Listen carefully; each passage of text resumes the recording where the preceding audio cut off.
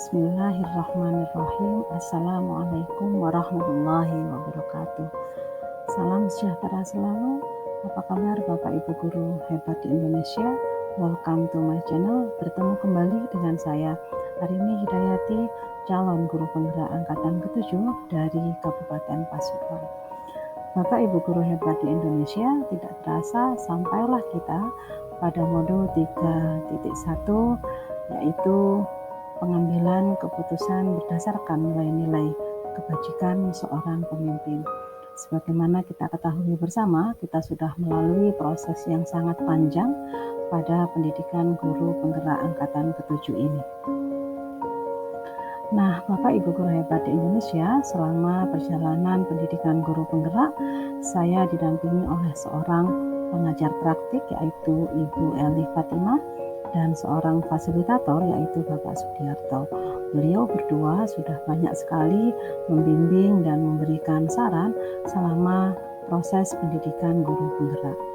Bapak Ibu Guru hebat di Indonesia, tidak terasa kita sudah sampai pada modul 3.1, di mana pada modul 3.1 ini banyak sekali hal-hal yang kita pelajari, terutama tentang pengambilan keputusan berdasarkan nilai-nilai kebajikan seorang pemimpin, di mana dalam modul 3.1 ini kita sudah banyak mengupas tentang prinsip, dilema etika, kemudian paradigma pengambilan keputusan, serta langkah-langkah untuk uji pengambilan keputusan.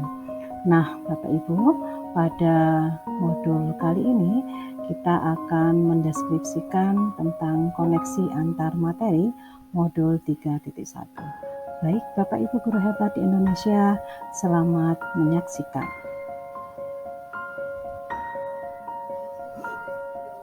Baik, Bapak Ibu, pada uraian deskripsi kali ini akan disajikan koneksi antar materi pengambilan keputusan berdasarkan nilai-nilai kebajikan sebagai pemimpin. Baik Bapak Ibu, pada uraian deskripsi kali ini akan disajikan koneksi antar materi pengambilan keputusan berdasarkan. Nah, tujuan pembelajaran khusus pada modul kali ini yang pertama yaitu CGP membuat kesimpulan atau sintesis dari keseluruhan materi yang didapat dengan beraneka cara dan media. Yang kedua, CGP dapat melakukan refleksi bersama fasilitator untuk mengambil makna dari pengalaman belajar dan mengadakan metakognisi terhadap proses pengambilan keputusan yang telah mereka lalui dan menggunakan pemahaman barunya untuk memperbaiki proses pengambilan keputusan yang dilakukannya. Baik Bapak Ibu Guru hebat di Indonesia, marilah kita lihat bersama kutipan yang pertama. Mengajarkan anak menghitung itu baik, namun mengajarkan mereka apa yang berharga atau utama adalah yang terbaik. Teaching kids to count is fine, but teaching them what counts is best. Nah Bapak Ibu, mengajarkan anak tentang konsekuensi dari sebuah pilihan merupakan suatu hal yang benar. Namun membekali mereka dengan pengetahuan tentang hal baik dan hal buruk adalah sesuatu yang substansi. Selanjutnya, kutipan yang kedua, education is the art of making man ethical. Jadi pendidikan adalah sebuah seni untuk membuat manusia menjadi berperilaku etis. Jadi Bapak Ibu, pendidikan sejatinya akan mampu menciptakan murid yang melakukan sesuatu berdasarkan nilai-nilai kebajikan. Selanjutnya, baiklah Bapak Ibu Guru hebat di Indonesia, mari bersama-sama kita akan masuk ke rangkuman koneksi antar materi modul 3.1 pengambilan keputusan berdasarkan nilai-nilai kebajikan sebagai pemimpin. Nah, yang pertama, bagaimana filosofi Ki Hajar Dewantara dengan Pratap Triloka memiliki kaitan dengan penerapan pengambilan keputusan sebagai seorang pemimpin. Nah, pandangan Ki Hajar Dewantara sendiri dengan filosofi Pratap Triloka memiliki pengaruh sangat besar dalam pengambilan keputusan. Filosofi Pratap Triloka, khususnya Ingarso Sungtulodo, memberikan pengaruh yang besar dalam mengambil keputusan sebagai pemimpin pembelajaran. Nah, Ki Hajar Dewantara berpandangan bahwa sebagai seorang guru harus memberikan tauladan atau contoh praktik baik kepada murid. Dalam setiap pengambilan keputusan, seorang guru harus memberikan karsa atau usaha keras sebagai wujud filosofi Pratap Triloka ing madya mangun karso, dan pada akhirnya guru akan membantu murid untuk dapat menyelesaikan atau mengambil keputusan terhadap permasalahannya secara mandiri. Guru hanya sebagai pamong yang mengarahkan murid menuju kebahagiaan. Selanjutnya, bagaimana nilai-nilai yang tertanam dalam diri kita berpengaruh kepada prinsip-prinsip yang kita ambil dalam pengambilan suatu keputusan. Setiap guru seyogyanya memiliki nilai-nilai positif atau nilai-nilai kebajikan universal yang sudah tertanam dalam dirinya. Nah, nilai-nilai positif atau nilai-nilai kebajikan yang mampu mempengaruhi dirinya untuk menciptakan pembelajaran yang berpihak pada murid. Nilai-nilai yang akan membimbing dan mendorong pendidik untuk mengambil keputusan yang tepat dan benar. Nilai-nilai positif tersebut seperti mandiri, reflektif, kolaboratif, inovatif, serta berpihak pada murid. Nah, nilai-nilai tersebut merupakan prinsip yang dipegang teguh ketika kita berada dalam posisi yang menuntut kita untuk mengambil keputusan dari dua pilihan yang secara logika dan rasa keduanya benar. Berada situasi dilema etika, benar melawan benar, atau berada dalam dua pilihan antara benar melawan salah, atau kita sebut rujukan moral yang menuntut kita berpikir secara seksama untuk mengambil keputusan yang benar. Nah, keputusan tepat yang diambil tersebut merupakan buah dari nilai-nilai positif yang dipegang teguh dan dijalankan oleh kita sendiri. Nah, nilai-nilai positif akan mengarahkan kita mengambil keputusan dengan resiko yang sekecil-kecilnya. Keputusan yang mampu memunculkan kepentingan dan keberpihakan pada peserta didik. Nilai-nilai positif mandiri, reflektif, kolaboratif, inovatif, serta berpihak pada murid adalah manifestasi dari pengimplementasian kompetensi sosial emosional, kesadaran diri, pengelolaan diri, kesadaran sosial, dan keterampilan berinteraksi sosial dalam mengambil keputusan secara berkesadaran penuh untuk meminimalisir kesalahan dan konsekuensi yang akan terjadi. Selanjutnya, Bapak Ibu, bagaimana materi pengambilan keputusan berkaitan dengan kegiatan coaching atau bimbingan yang diberikan pendamping atau fasilitator dalam perjalanan proses pembelajaran kita, terutama dalam pengujian pengambilan keputusan yang telah kita ambil. Apakah pengambilan keputusan tersebut telah efektif? Masihkah ada pertanyaan-pertanyaan dalam diri kita atas pengambilan keputusan tersebut? Dan hal-hal ini tentunya bisa dibantu oleh sesi coaching yang telah dibahas sebelumnya. Pendamping dan fasilitator tentu saja sangat membantu saya dalam materi pengambilan keputusan, utamanya dalam membedakan antara dilema etika dan rujukan moral. Melakukan analisis terutama dalam 9 pengujian dan pengambilan keputusan. Nah, fasilitator memberikan arahan agar saya melakukan pengambilan keputusan yang berpihak kepada murid. Selain itu, juga melakukan uji kebenaran, apakah keputusan yang saya ambil itu sudah berdasarkan pada nilai-nilai universal dan prinsip-prinsip pengambilan keputusan. Teknik coaching Tirta yang diterapkan oleh pendamping dan fasilitator juga sangat berpengaruh pada keyakinan saya atas keputusan yang saya ambil. Selanjutnya, Bapak Ibu, bagaimana kemampuan guru dalam mengelola dan menyadari aspek sosial, emosional akan berpengaruh terhadap pengambilan suatu keputusan, khususnya masalah dilema etika. Nah, kemampuan guru sendiri dalam mengelola dan menyadari aspek sosial, emosional sangat berpengaruh terhadap pengambilan suatu keputusan, khususnya dilema etika. Guru yang memiliki kesadaran diri yang baik pasti akan menunjukkan integritas dan kejujuran dalam pengambilan keputusan. Memiliki kemampuan untuk mengelola emosi, pikiran, dan perilaku diri secara efektif dalam berbagai situasi dan untuk mencapai tujuan serta aspirasi. Kemampuan untuk memahami sudut pandang dan dapat berempati dengan orang lain, termasuk mereka yang berasal dari latar belakang, budaya, dan konteks yang berbeda-beda. Kemampuan untuk mengambil pilihan-pilihan membangun berdasar atas kepedulian, kapasitas dan dalam konsekuensi dan bermacam-macam tindakan serta perilaku untuk kesejahteraan psikologis diri sendiri.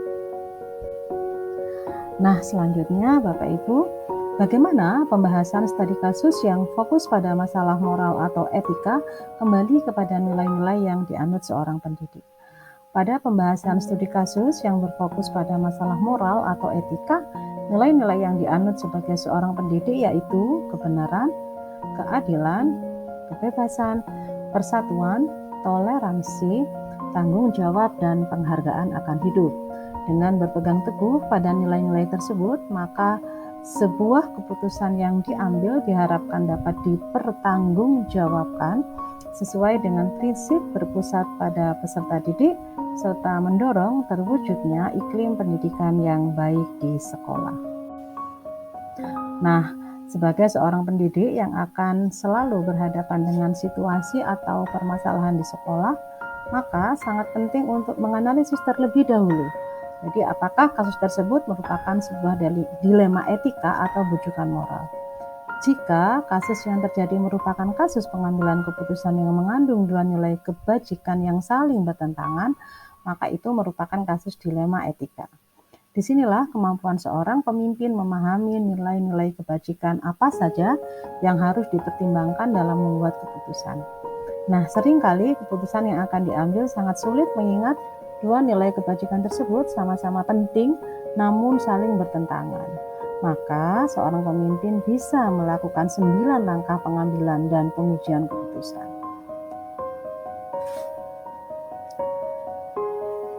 Selanjutnya, Bapak Ibu, bagaimana pengambilan keputusan yang tepat tentunya berdampak pada terciptanya lingkungan yang positif, kondusif, aman, dan nyaman. Nah, seringkali keputusan yang akan diambil sangat sulit diputuskan mengingat dua nilai kebajikan tersebut sama-sama penting, namun saling bertentangan dan ada kepentingan-kepentingan yang melatar belakanginya. Maka, seorang pemimpin bisa melakukan 9 langkah pengambilan dan pengujian keputusan. Sebelum diambil sebuah keputusan, maka dilakukan 5 uji dalam langkah pengujian, sehingga keputusan yang tepat akan dapat diambil serta dipertanggungjawabkan. Nah, kemudian dengan menjalankan prinsip Among Ki Hajar Dewantara dan pola pikir inquiry apresiatif, diharapkan juga mampu menjalankan peran-perannya. Menjadi pemimpin pembelajaran juga berarti menjadi pemimpin yang menaruh perhatian penuh pada komponen pembelajaran seperti pada kurikulum, intra, ekstra, dan co-kurikuler, proses belajar mengajar, refleksi dan asesmen yang otentik dan efektif, pengembangan guru, dan lain sebagainya. Guru berperan besar dalam membuat lingkungan yang aman, nyaman, menyenangkan, namun tetap menantang dan relevan untuk para muridnya. Selanjutnya, Bapak Ibu, apakah tantangan-tantangan di lingkungan Anda untuk dapat menjalankan pengambilan keputusan terhadap kasus-kasus dilema etika ini? Adakah kaitannya dengan perubahan paradigma di lingkungan Anda? Tantangan-tantangan dalam menjalankan pengambilan keputusan diantaranya adalah adanya pemikiran dari tiap individu atau kelompok yang berseberangan. Dalam sebuah instansi pasti terdapat kelompok yang pro dan kontra terhadap sebuah sistem yang sedang dijalankan oleh pemangku kebijakan di sekolah. Seharusnya semua ekosistem yang ada di sekolah saling berkolaborasi untuk mewujudkan tujuan bersama. Nah, dalam benturan antar kelompok sangat berkaitan dengan perubahan paradigma di lingkungan sekolah, yaitu Yang pertama, individu lawan kelompok. Yang kedua, rasa keadilan lawan rasa kasihan. Yang ketiga, kebenaran lawan kesetiaan. Dan yang keempat, jangka pendek lawan jangka panjang. Nah, saat menjalankan pengambilan keputusan yang berkaitan dengan dilema etika ini, tentu akan ada banyak tantangan yang dihadapi. Misalnya, ketika dilema tersebut berkaitan dengan nilai kebajikan untuk seseorang, namun berlawanan dengan komunitas atau kelompok besarnya. Banyaknya perbedaan pandangan nilai pada suatu kasus, kurangnya pengalaman saat mengambil keputusan, waktu yang dimiliki untuk mengambil keputusan kadang juga terlalu singkat, adanya dua nilai kebajikan yang sama-sama benar dan harus diutamakan, komitmen dari seluruh pihak dalam menjalankan keputusan, serta ketika dihadapkan pada situasi antara memilih setia atau mengungkap kebenaran. Jadi dalam hal ini, ketika rasa ragu setelah pengambilan keputusan, maka kita bisa melihat kembali bagaimana sebenarnya keputusan yang sudah kita tentukan. Selanjutnya Bapak Ibu, apakah pengaruh pengambilan keputusan yang kita ambil dengan pengajaran yang memerdekakan murid-murid kita? Bagaimana kita memutuskan pembelajaran yang tepat untuk potensi murid kita yang berbeda-beda? Keputusan yang kita ambil berpengaruh terhadap pengajaran yang memerdekakan murid, seperti keputusan bagaimana menyusun strategi pembelajaran yang dapat mengakomodir kebutuhan belajar siswa. Tentunya keputusan tersebut berpengaruh terhadap pengajaran yang memerdekakan murid. Membuat keputusan pembelajaran yang tepat untuk potensi murid dapat kita awali dengan mengetahui kesiapan, minat, dan profil belajar murid. Jika kita sudah mengetahui ketiga unsur tersebut, selanjutnya kita dapat memutuskan strategi pembelajaran yang sesuai untuk mengakomodasi kebutuhan belajar setiap siswa. Nah, keputusan yang diambil oleh seorang pendidik kepada murid-muridnya akan sangat berpengaruh pada proses pengajaran yang dijalani murid. Saat guru memilih keputusan yang tepat dan berdampak bagi muridnya, maka tentu saja keputusan itu akan mampu memberi tuntunan yang mengantarkan murid pada tujuan pendidikan. Dengan segala keunikan dan perbedaan yang dimiliki oleh murid, maka guru pun harus memutuskan pembelajaran yang tepat. Semua guru yang dengan cermat menganalisis permasalahan murid dalam pembelajaran akan dapat menemukan serta memutuskan strategi apa yang akan diterapkan dalam proses belajarnya. Tentu saja selalu mengingat bahwa kebutuhan belajar murid akan berbeda satu sama lain, sehingga strategi yang dipilihnya pun mampu memberikan ruang seluas-luasnya bagi murid untuk belajar secara mandiri, kreatif, serta inovatif. Selanjutnya Bapak Ibu, bagaimana seorang pemimpin pembelajaran dalam mengambil keputusan dapat mempengaruhi kehidupan atau masa depan murid-muridnya. Nah, keputusan yang diambil oleh seorang pendidik sebagai pemimpin pembelajaran akan berpengaruh pada kemerdekaan belajar dari murid-murid baik di masa kini ataupun nanti. Keputusan tepat dan berdampak bagi murid yang kita ambil akan membentuk murid dalam menyusun puzzle kehidupannya, terutama dalam masa belajarnya. Pendidik haruslah mampu dalam menentukan nilai mana yang diutamakan agar mampu menunjukkan keberpihakan pada proses belajar murid.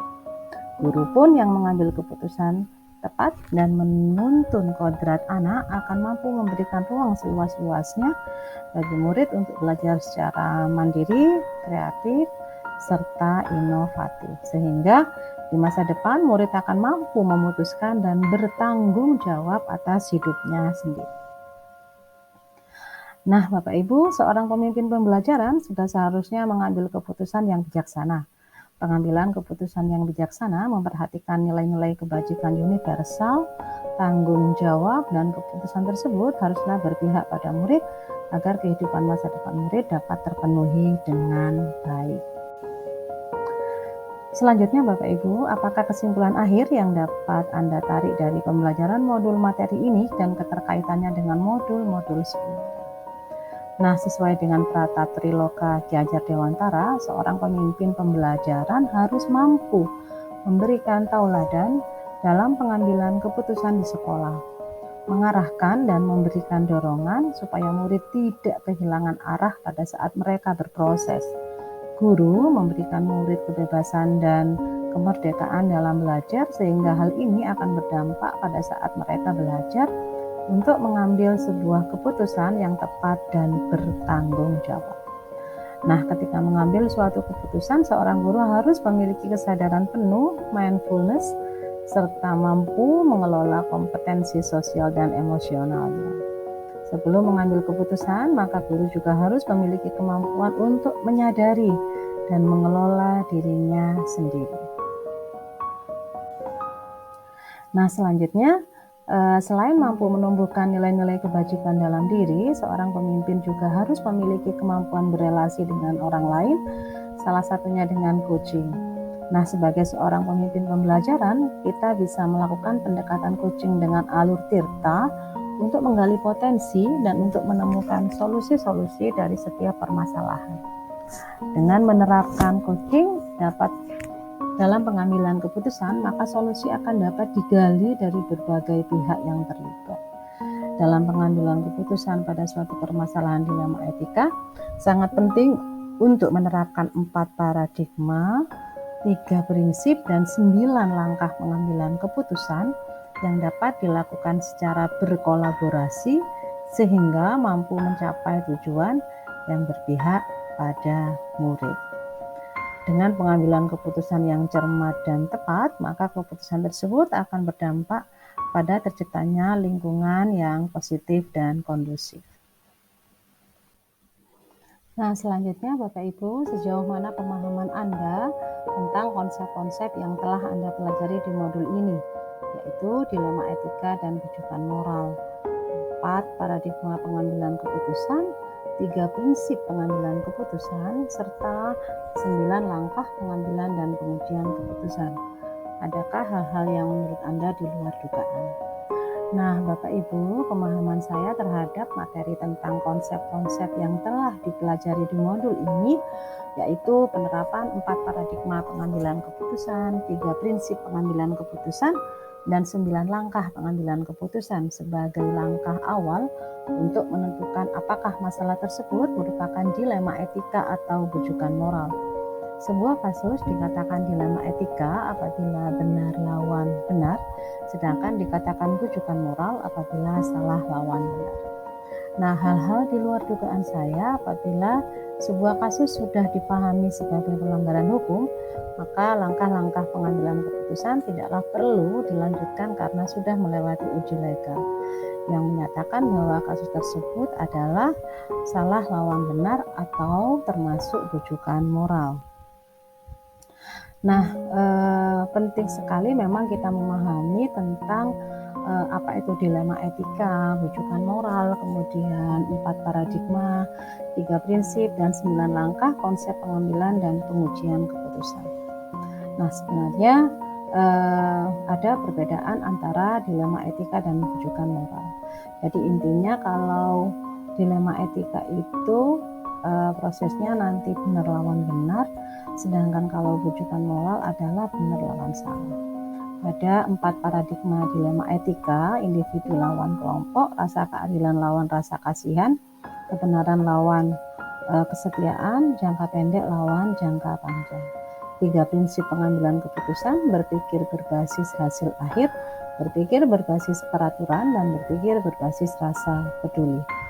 9 langkah pengujian keputusan yaitu mengenali nilai-nilai yang saling bertentangan, menentukan siapa yang terlibat dalam situasi ini, dan sampai pada langkah yang terakhir yaitu langkah yang ke-9, merefleksikan kembali hasil keputusan.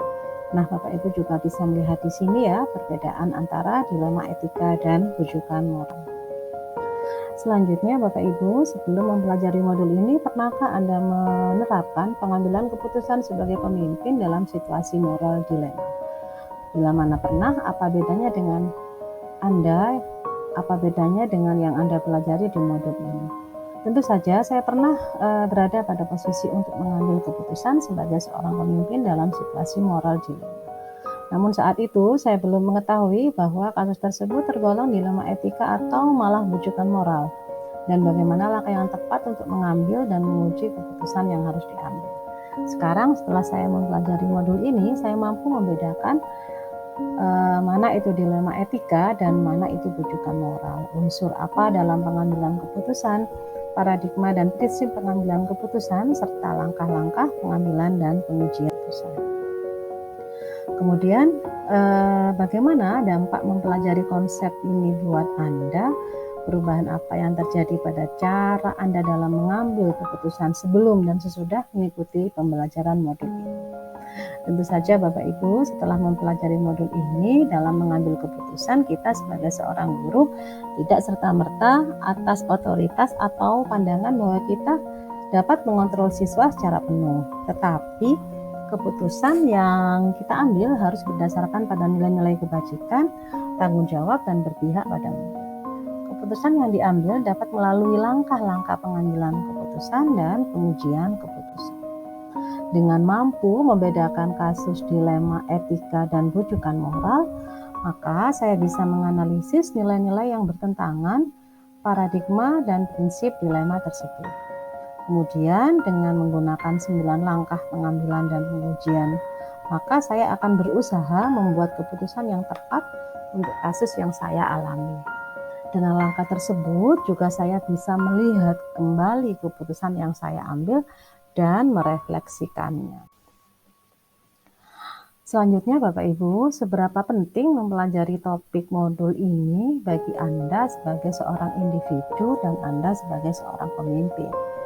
Sangat penting sekali Bapak Ibu mempelajari modul ini sebagai seorang pemimpin, di mana sebuah keputusan yang diambil harus berdasarkan beberapa pertimbangan sehingga keputusan yang ada dapat dipertanggungjawabkan dan tidak salah langkah atau bahkan merugikan salah satu pihak yang justru akan menimbulkan kekacauan. Nah, dengan mempelajari modul ini diharapkan setiap keputusan yang diambil adalah langkah paling bijaksana dan yang terbaik.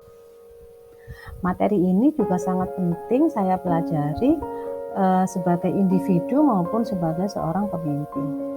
Dengan materi ini, saya pun akan mampu mengidentifikasi permasalahan dengan baik, mana masalah yang merupakan dilema etika dan mana masalah yang merupakan bujukan moral. Nilai-nilai apa yang bertentangan dan nilai yang diutamakan. Berdasarkan paradigma, prinsip, serta langkah pengambilan dan pengujian keputusan yang telah saya pelajari. Saya berharap akan mampu mengambil keputusan yang tepat, berpihak pada murid dan bisa dipertanggungjawabkan. Alhamdulillah selesai sudah uraian deskripsi koneksi antar materi pada modul 3.1.